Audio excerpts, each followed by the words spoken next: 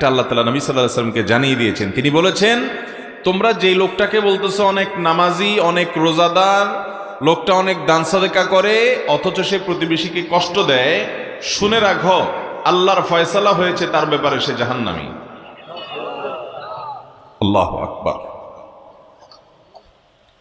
এরপরে সাহাবীরা বলেন, হে আল্লাহর রাসূল, আরেকজন মহিলা আছে, এটা তো পুরুষ, আরেকজন মহিলা আছে, এ আল্লাহর বান্দি খুব বেশি নামাজ কালাম, খুব বেশি রোজা, খুব বেশি দান সাদেকা করতো, এরকম কোনো প্রসিদ্ধি বা পরিচিতি নাই মানুষের মাঝে। ফরজ নামাজগুলো করত, ফরজ রোজাগুলো রাখতো, ফরজ দান করতো, অর্থাৎ মৌলিক বিষয় হয়তো ঠিক ছিল, কিন্তু অতিরিক্ত খুব বেশি করতেন, এরকম প্রসিদ্ধি, এরকম সুখ্যাতি, এরকম প্রশংসা মানুষের মুখোমুখি ছিল না। সাধারণ মানুষ বলা যেতে পারে। কিন্তু ভদ্রমহিলার একটা দিক ছিল যে তার আশেপাশে প্রতিবেশীর লোকেরা সবাই তার উপরে সন্তুষ্ট ছিল, সবার সাথে তার সুসম্পর্ক ছিল, কারোর সাথে সম্পর্ক সে খারাপ করতো না, কাউকে সে কষ্ট দিত না, এই জিনিসটা তার ছিল। নবী করিম সাল্লাল্লাহু আলাইহি সাল্লাম আল্লাহর কাছ থেকে প্রাপ্ত ওহীর আলোকে বললেন, তোমরা যে ভদ্র মহিলার কথা বলছিলে, যে খুব বেশি নামাজ রোজা করে নাই, খুব বেশি দান সাদকা করে নাই, কিন্তু প্রতিবেশীর অধিকার সে পাই পাই করে আদায় করছে, কখনো প্রতিবেশীকে কষ্ট দেয় নাই, জ্বালা যন্ত্রণা দেয় নাই, এই ভদ্র মহিলা আল্লাহর ফয়সালা হয়েছে সে জান্নাতি। ও ভাই, প্রতিবেশীর অধিকার বোঝার জন্য আর কি কিছু দরকার আছে? আহা, কিন্তু আমরা কয়জন মানুষ বুকে হাত দিয়ে আল্লাহকে সাক্ষী রেখে বলতে পারবো যে আমি একজন মুসলমান হিসেবে আমার আশপাশে থাকা মানুষগুলোকে আমি কোনো কষ্ট দেই না, কোনো ডিস্টার্ব করি না, কোনো ক্ষতি করি না, পারলে উপকার করি। এরকম বলার মতো, এরকম ঈমানী শক্তি আছে, এরকম নিজের প্রতি নিজের আস্থা বিশ্বাস আছে, এইরকম বলার মতো মানুষ আমাদের সমাজে অনেক কম। ঠিক না বেঠিক? আমরা নামাজ রোজার গুরুত্ব যতটা বুঝি, আমরা দান সাদেকার গুরুত্ব যতটা বুঝি, ওয়াজ মাহফিল করা, ওয়াজ শোনার গুরুত্ব যতটা বুঝি, বাবারে কোরআন এবং হাদিস এটা জানা বোঝার গুরুত্ব যতটা বুঝি, এই বোঝাটা ঠিক আছে, কিন্তু প্রতিবেশীর অধিকার সম্পর্কে আমাদের সমাজের বেশিরভাগ বেনামাজি আর বেদিনদার মানুষ তো পরের কথা, নামাজি দিনদার মানুষরাও আমরা সচেতন না। এ হাদিস বলছে শত সহস্র নামাজি, শত সহস্র রোজাদার, শত সহস্র দান দক্ষিণাকারী মানুষ জাহান্নামে যাবে প্রতিবেশীর হক নষ্ট করার কারণে। আল্লাহ তাআলা আমাদের সংশোধন হওয়ার তৌফিক দান করুন। ভাইরা আমার,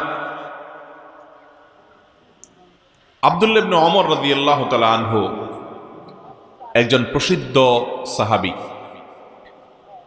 খলিফাতুল মুসলিমিন ওমর ফারুক রাদিয়াল্লাহু তাআলা আনহুর ছেলে, অনেক জ্ঞানী একজন সাহাবী ছিলেন, আলিম সাহাবী আব্দুল্লাহ ইবনে ওমর রাদিয়াল্লাহু তাআলা আনহু। তার বাসায় একবার ছাগল জবাই করা হয়েছে, বকরি। কি জবাই করা হয়েছে ভাই? ছাগল বা বকরি জবাই করা হয়েছে।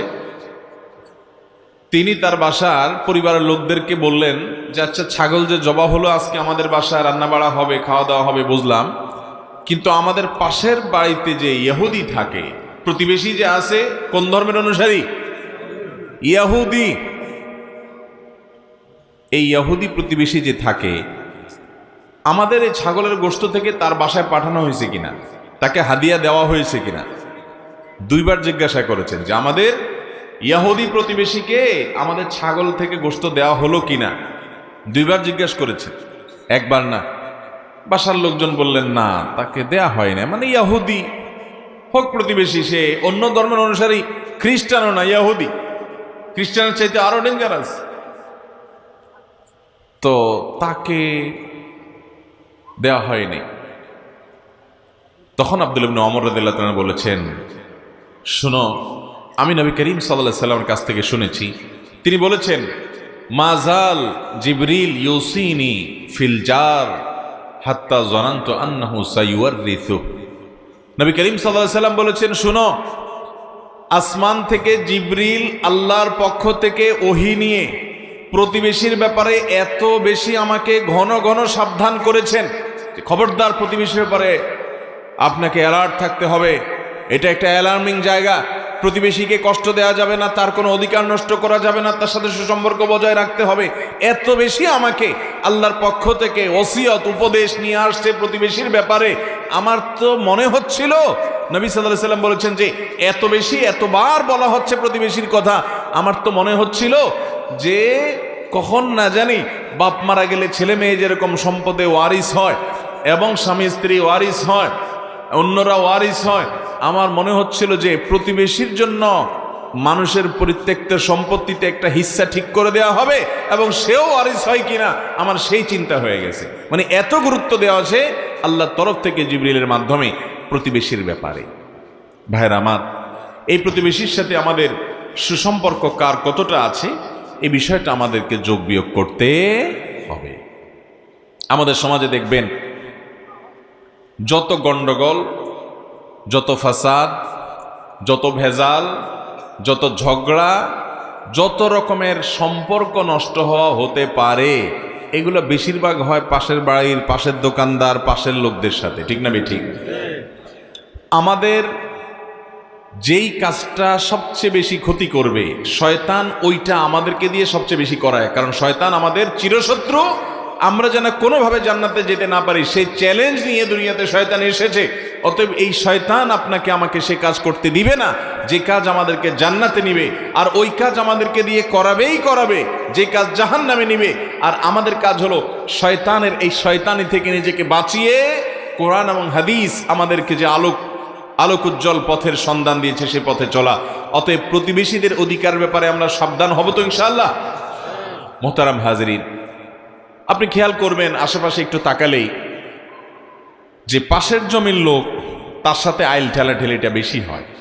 ঠিক না ভাই? ঠিক, আইলি থাকে সেখানে, এই জন্য আইল ঠেলাঠেলি হয়।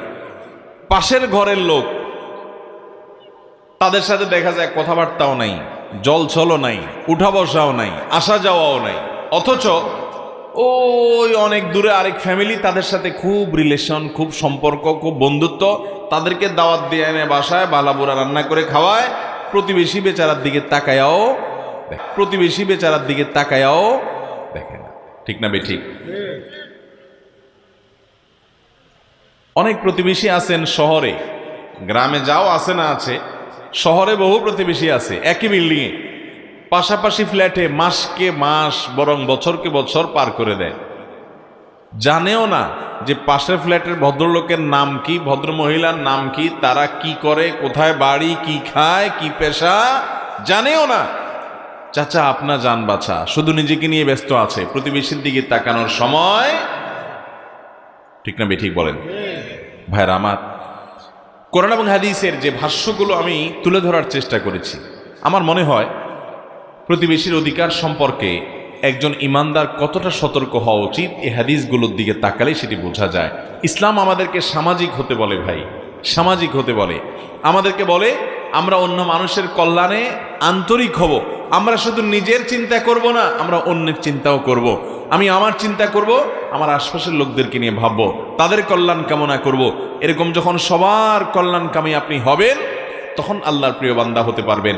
দেখুন, শুধুমাত্র ইবাদত বন্দিগি যদি মানুষ জান্নাতে যেতে পারতো, হাদিসে বর্ণিত এই লোকটা জান্নাতে চলে যেতে পারতো। ইবাদত বন্দিগি মূল, সেটা তো করতেই হবে। ওইটার পাশাপাশি মানুষের অধিকার, বাবার কি অধিকার, মায়ের কি অধিকার, স্বামীর কি অধিকার, স্ত্রীর কি অধিকার, ভাইয়ের কি অধিকার, বোনের কি অধিকার, প্রতিবেশীর কি অধিকার জানতে হবে এবং সে অধিকার আদায় করতে হবে। ভাইরা আমার, তাহলে আজকের এই মাহফিল থেকে আসুন আমরা একটা চ্যালেঞ্জ গ্রহণ করে উঠি। সেটা হলো পৃথিবীর যেখানেই আমি বসবাস করি না কেন, যেখানেই আমি থাকি না কেন, আমার আশেপাশে থাকা লোকদের সাথে সম্পর্ক ভালো রাখাটা আসলেই কঠিন। দূরের লোকদের সাথে সম্পর্ক ভালো রাখা সহজ, কাছের লোকদের সাথে সম্পর্ক ভালো রাখা কঠিন। কারণ কি? কারণ হলো একসাথে থাকতে গেলে তার দোষ ত্রুটি আমার নজরে পড়ে, তার দ্বারা আমার হয়তো একটা ক্ষতি তার অজান্তে হয়তো হয়ে যায়, তখন সম্পর্ক নষ্ট হয়, ঝগড়াঝাটি হয়, টুনটান হয়, কথা বাড়াবাড়ি হয়। ঠিক না বে ঠিক? আর এই জায়গাটাতে আমাকে চ্যালেঞ্জ নিতে হবে যে আমার প্রতিবেশী, আমার আশেপাশে থাকা লোক আমার যদি অধিকার নষ্ট করে, আমাকে যদি কষ্ট দেয়, তার জ্ঞাতসারে কিংবা অজ্ঞাতসারে, জেনে বা না জেনে,